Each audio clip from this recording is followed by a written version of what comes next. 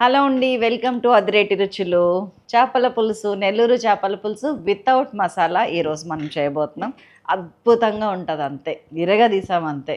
Ingredients చూద్దాం రండి. టమాటాలు, ఉల్లిగడ్డ, పచ్చిమిర్చి, మెంతి కూర, కొత్తిమీర, కరివేపాకు, ఉప్పు, పసుపు, కారం, జీలకర్ర, మెంతులు, మామిడికాయ ఉంటే మామిడికాయ, చింతపండు పులుసు, ధనియాల పొడి, మెంతి పొడి.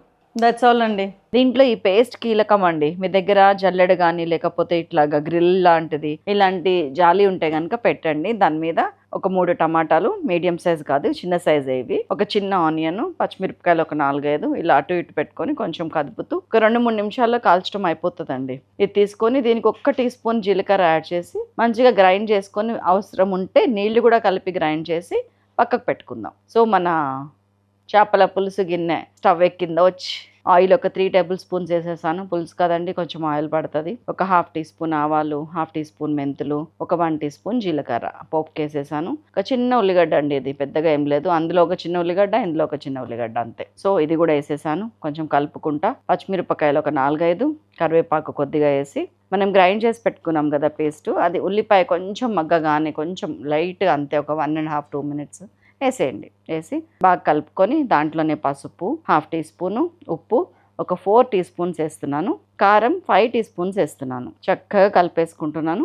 దీనిలోనే 1 టీ స్పూన్ ధనియాల పొడి, 1/2 టీ స్పూన్ మెంతి పిండి, 1/2 టీ స్పూన్ ఆవపిండి, 1/2-1/4 వేసి కలిపి మనము కడిగి వార్చి పెట్టుకున్నాం కదా మన ఫిష్ పీసెస్ నీళ్ళు లేకుండా, దాన్ని ఇందులో పేర్ చేసి కొంచెం ఇక్కడున్న ఉప్పు పసుపు కానీ ఇంకా అదర్ ఇంగ్రీడియంట్స్ అన్నీ కలిసేటట్టు పైకి కిందకి అనుకొని మూత పెట్టి ఒక 2-3 నిమిషాలు వదిలేద్దాం. సో ఆ ఫిష్కి అన్నీ పట్టడానికి. చలో అయిపోయింది. ఇదిగోండి, ఇది దాదాపు 25-30 గ్రామ్స్ ఆఫ్ చింతపండు. మీరు పులుపు ఎంత తింటారో చూసి అంత చింతపండుని ఒక 300 ml వాటర్ వేసుకొని ఇట్లా జ్యూస్ లాగా చేసుకొని పోసేయండి. ముక్క మునగాలండి కంప్లీట్గా, అన్ని నీళ్లు పడతాయి. అవసరం అనిపిస్తే ఇంకొంచెం నీళ్ళు కూడా వేసుకోవచ్చు. ఒక్కసారి కదిపి ఉప్పు చెక్ చేసుకోండి. బాగానే 4 టీ స్పూన్స్ వేసాం కాబట్టి ఇప్పటికి సరిపోయింది. చివర్లో మళ్ళీ చూద్దాము.